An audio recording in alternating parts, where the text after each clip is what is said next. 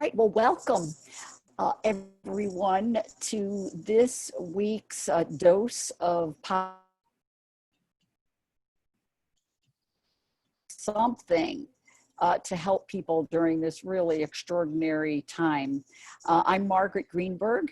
I'm an executive coach, and MAP stands for a Master's of Applied Positive Psychology. I was in the inaugural class back in 2005, 2006 at the University of Pennsylvania. And I'm also the co-author with Senya Myman, who I met when I was studying at the University of Pennsylvania. We're the authors of Profit from the Positive, which is a best-selling book by McGraw-Hill. And so with that, Mia, I want to introduce Mia and just say a few words about how we're going to work together in this next half hour. Mia?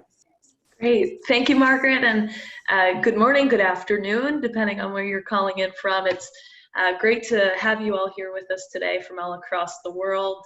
As Margaret mentioned, my name is Mia Chernick, and I'm here to help out today and make this session as engaging as possible. So a couple points I wanted to mention. First, as you can see, we've become familiar with the chat box. We will continue to use that chat box as we go on throughout the session today. So please type in at any point, and we will also engage you with some questions as we go. Additionally, I will be sending out the recording and the slides after the session, so you will have access to these resources after the fact. Margaret, I think we're ready to get started. Back to you. Okay, excellent. All right, thank you. So let's go to the next slide and just share a little context.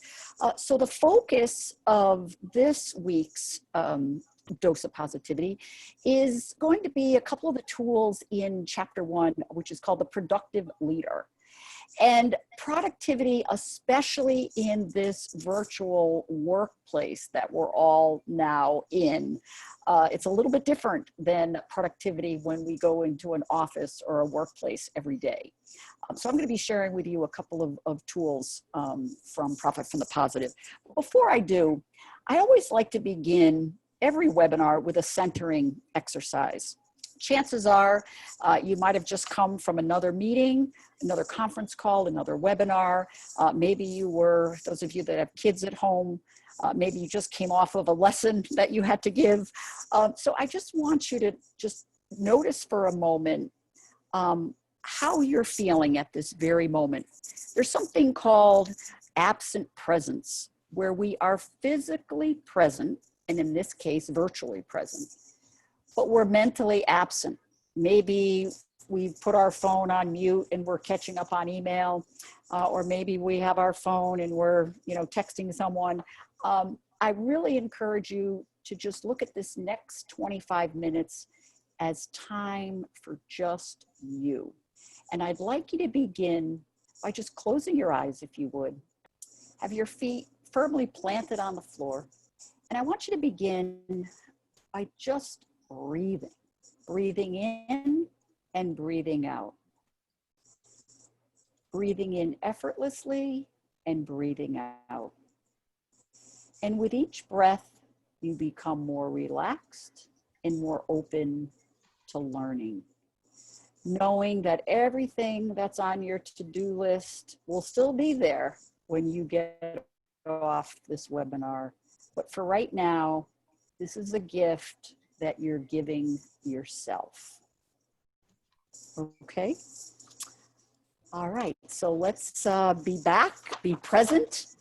And these are the 3 tools that I'm going to share with you. And they might be somewhat surprising because they're a little bit counterintuitive than perhaps some of the other productivity tools that you might be familiar with, or even technology tools that help us become more productive. So one is called Just Plan It. The second one is called Trick Yourself into Getting Started. And then the last one, Work Less to Accomplish More. And I'll explain each one of these in more depth and some of the research behind it.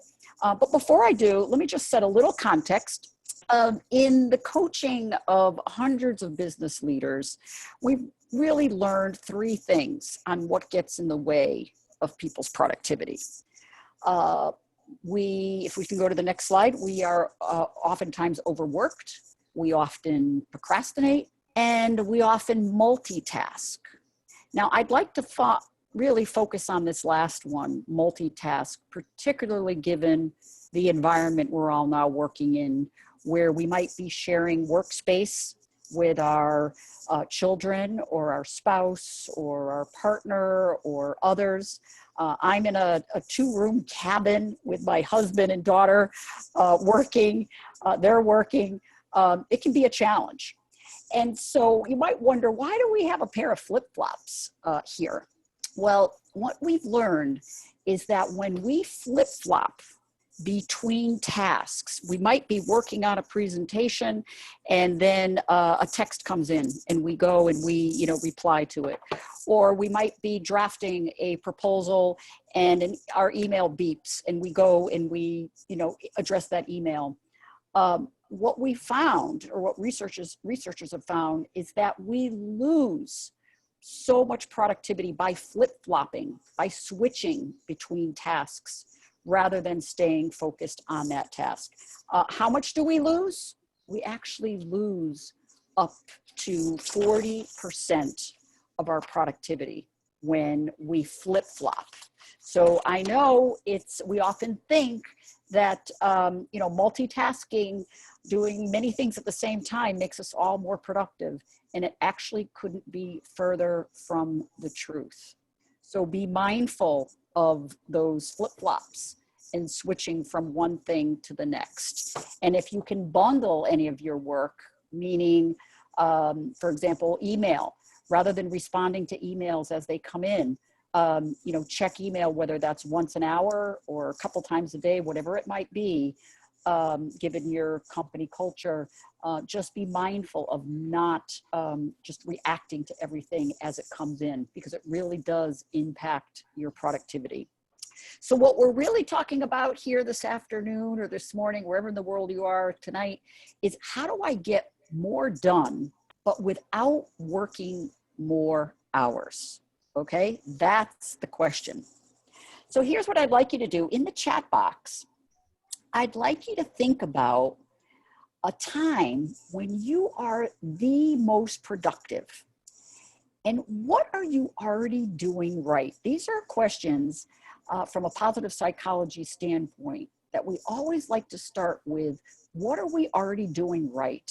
And what you know yourself better than anyone. When are you the most productive? Whatever that might mean to you.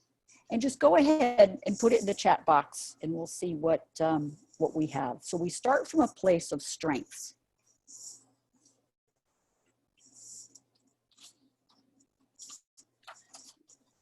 Dan says he's most productive mid-morning. We have some other contributions in the morning with the email off, early in the morning. Also, Courtney's productive in the morning. She's doing a list and ranking items, constant reevaluation, reprioritize. Dean, midnight comes and no noise, no disruptions. For Linda, it's when she's absorbed in the activity. So any time of day. Okay, we call that a state of flow in positive psychology. Okay, great, Linda. Yeah. Betsy, first thing in the morning. Angela's also a morning lady when no meetings are scheduled. More mornings, lots of mornings, sometimes in the afternoon for Salvador. For Manny, looks like Manny has joined us between 5 and 8 in the afternoon / evening. And Margaret, on that second question, I think we can move to as well. Amanda has shared what she's already doing right is using Outlook to create tasks and not pull focus. Great. I love that Elif is also listening to Alpha Waves background music. I love that. I was actually going to recommend that today. If you go to YouTube, there's a whole channel on music that helps us stay more focused and focused and productive. And it's really quite lovely. So I'm a big believer in that as well. Ah, look at Linda's doing right, letting my family know when I can't be disturbed. Okay, and using reminders. Okay, excellent. Okay, so notice people have different times during the day when they're their most productive. And you might even notice that if you're sharing your workspace at home with others, not everybody has the same preferences as perhaps you do. And just remembering that. And what I call do your heaviest lifting at the times when you know you're the most productive. So for example, I know I am an early riser. I am most productive between 5:30 in the morning and 9 in the morning. That's like my time. And I love to get up when nobody else is up, and I just get a lot done and a lot of writing. And I know that's when I'm most productive. And so knowing that about myself, rather than, writing something at 3 o'clock in the afternoon, I would rather do this at 3 o'clock in the afternoon than sit down and write. So knowing what your own natural rhythms are is really important and can really boost your productivity. All right, let's go to then the first of the 3 tools I'm going to share with you, the Just Planet. So here's one of the first tool. So if we go to the next slide, we've all been ingrained to believe the Nike mantra, which is just do it. But we're also saying, should we just do it or should we just plan it? Now, again, what research has found is that if we just spend 10 minutes at the start of the day and or the end of the day or both, we'll actually be more productive. And the research that I'm citing, all of that is in the reference section in our book. In a half hour, I can't go through all of it. But the very fact that you just stop rather than just diving into your work and thinking that you're going to be more productive if I just do it can actually backfire. So yeah, go ahead, Mia. The next, this next one is fine. So another way to think about it is setting yourself triggers, things that will trigger you to action. So what I mean by that is when we identify, if we have a task to do, say it's something like you want to update your website. I'll just use that as an example. If you decide where and when you will be when you're going to update that website, you are twice as likely to do it because you're priming yourself. You're setting a trigger. So if I say, okay, on Tuesday morning between 7 and 8, I'm going to be at the kitchen table and I'm going to update that website. I put it in my brain. I might also put it in my calendar, but the very fact of where I'm going to be, I use this technique all the time with clients where I'll ask them, okay, so you need to do, 8 performance reviews. Where are you going to do those? Not just when, but where will you be? Now most of us are working from home. Where in the house will you be? Will you be in an office? Will you be at the kitchen table? Will you be on the couch? So deciding where and when you're going to do your work is another way to make yourself even more productive. So let's go to the next slide, if you would. And we've got another chat box here. So I want you to think about something you've been wanting to accomplish, something that's like been on your to-do list for some time now. What's a trigger you will set for yourself so that you will indeed accomplish it? So we'll go ahead, type it in the chat box if you would.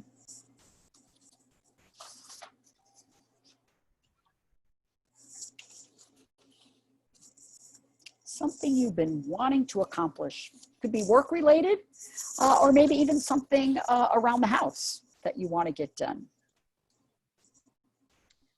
Looks like we have our first response, Margaret, from Amanda. She has wanted to start learning Spanish. Ah, okay. So now, Amanda, I'm going to take it a step further. You've been wanting to learn Spanish. What kind of trigger will you set for yourself? Is this something that you would do one night a week or multiple days a week? And where will you be? Is this an online course? Is this an audible kind of Pimsleur, Babbel kind of course? Again, the more specific you can get, you'll be more likely to accomplish it. Linda shared that sometimes she puts things on her calendar like a campaign she's developing today. So kind of thinking about those triggers. Great. And Courtney's similar, and I know this about her. She is very task oriented and needs to visually see what she needs to accomplish. So she uses a dry erase board to see those tasks visually. I'm a visual person too, Courtney. Yeah. Belinda says that after she's had her morning shower and breakfast, I'm going to sit at the table and get my end of year financials done once and for all. I love that. Yay! I love it. Elise. Oh, so go back to Amanda now on our learning Spanish. 20 minutes a day using Duolingo. Excellent. Daily. Now you'll be even more successful if you also say, well, what time of day are you going to be doing that? Is that in the morning when you wake up? Is it on your lunch break? Again, more specific, the more likely you will do it.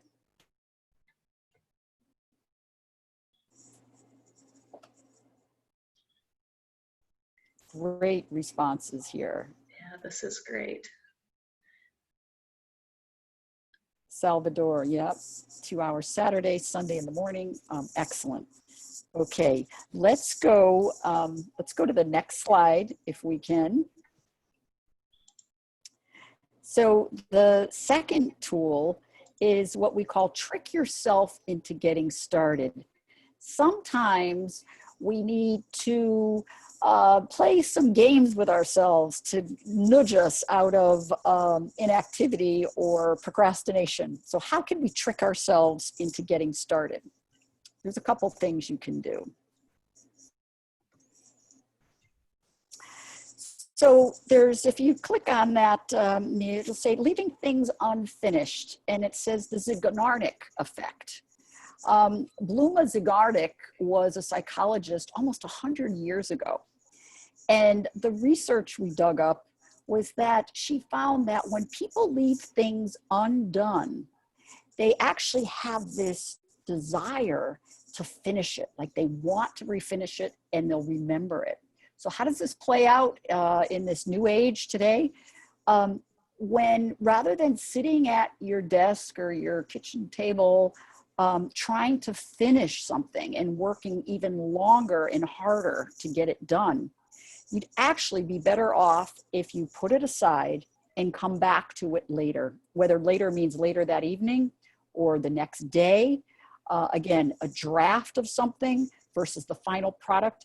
Sometimes we think if we just stay longer and work harder in this new normal that we're in, it's really hard sometimes to have boundaries, right? Before we used to leave our workplace.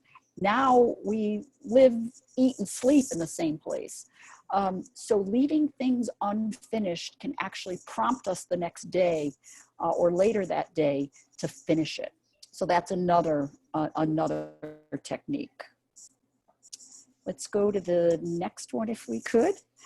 So one of the pieces of research in Profit from the Positive, it's called the car wash study. And without going into a lot of detail, but this was another way that we can trick ourselves into getting started. Notice that both of these loyalty cards, which you're familiar with from coffee shops to car washes, to try to get you to come back, right? You get so many stamps and you get a free car wash. Well, if you notice, the first loyalty card has 8 spots and you get 8 car washes and you get your 9th one free. The second loyalty card has 10 spots, but 2 are already filled in. So what that does to our brain is it actually tells us, I've already started to make progress on this.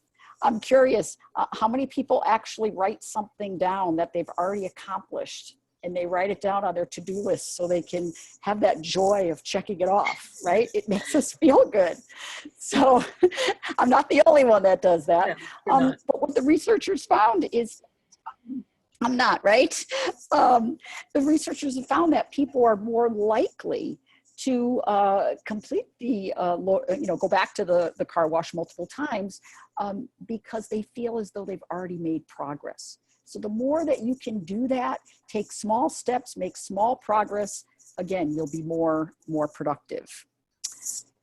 Okay, let's go to the next slide. Yeah, it was 19 and 32% was the statistic.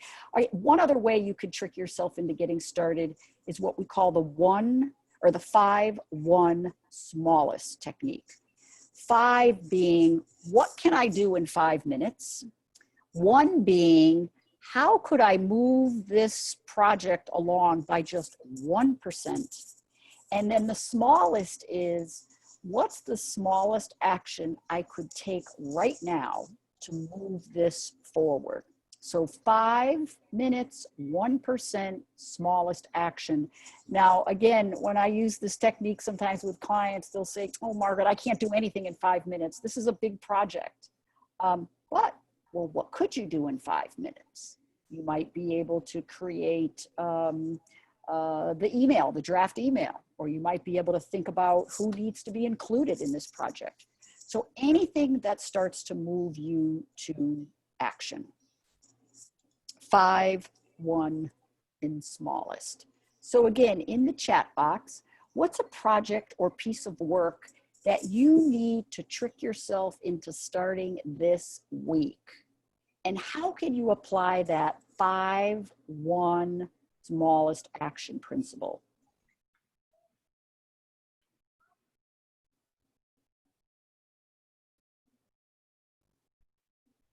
Oh, I love some of these other ones I didn't see earlier. I know the dopamine detox poster seems to be popular. Love that.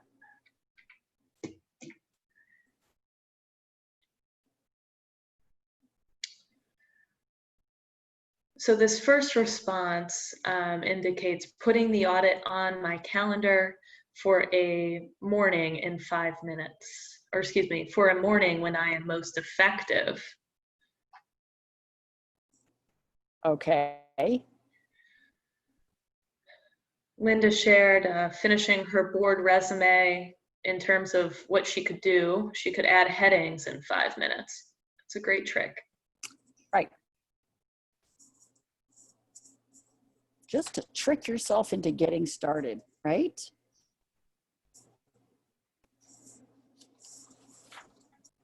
Okay, and then Mia, I'm going to ask you to, quick outline steps needed. I'm going to ask you, just because I'm being mindful of time, if we can continue to see what comes up in the chat, but let's go to the last tool, work less, accomplish more. So there's something called the productivity paradox.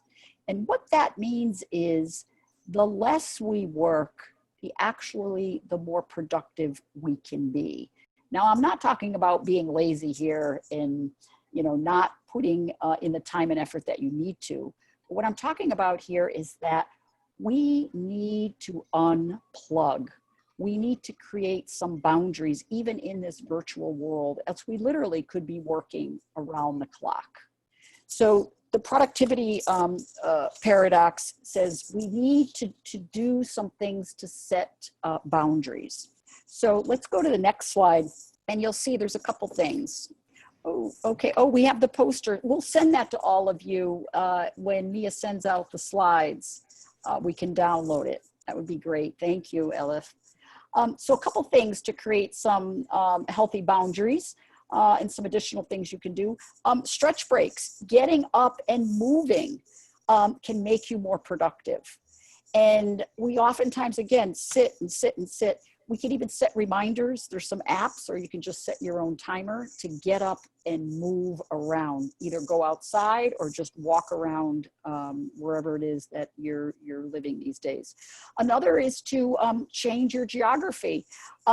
What I mean by that is I think I told you I'm in a 2-room cabin. Monday, Tuesday this week, I've been facing this way at the kitchen table, and my daughter's been facing the other way. This morning I said, let's switch it up. I'm going to face out this way and you face that way, just to change your geography to make things a little bit more interesting.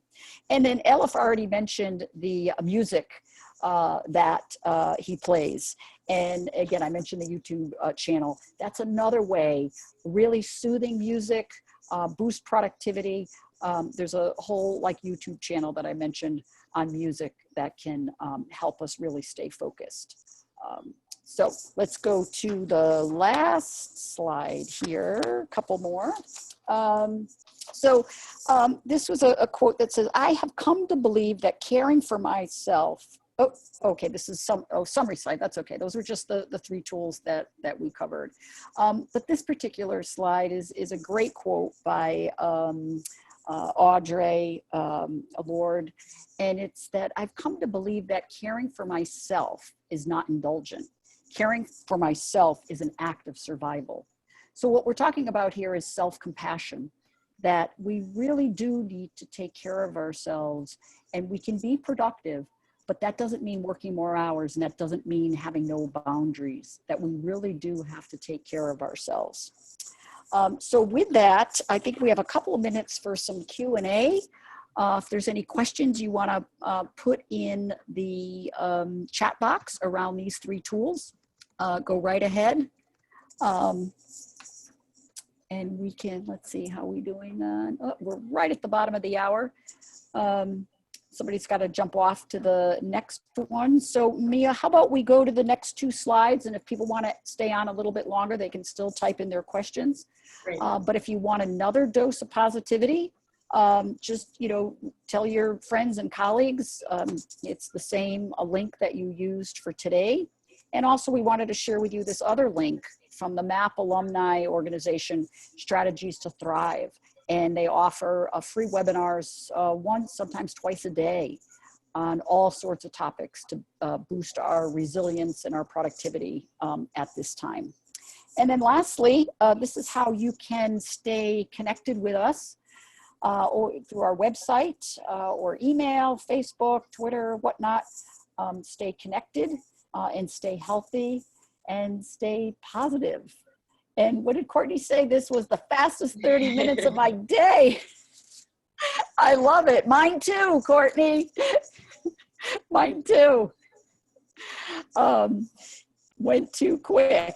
Okay, well, I'm happy to stay on for a few more minutes if there's some, burning questions that anybody has, or if you want to take yourself off mute, go right ahead. And then I know Mia's going to send out the slides in the recording to all of you later. Great seeing you too, Betsy. Amanda's going to come back next week for another dose, another spoonful.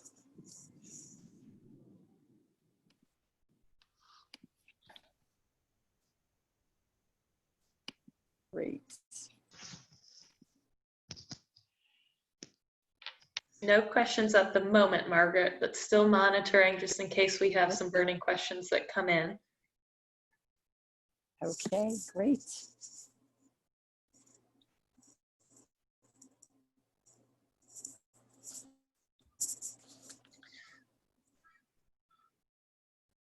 And team, please note you are from our end off mute, so you're welcome to come off mute on your end and ask a question if that's easier for you.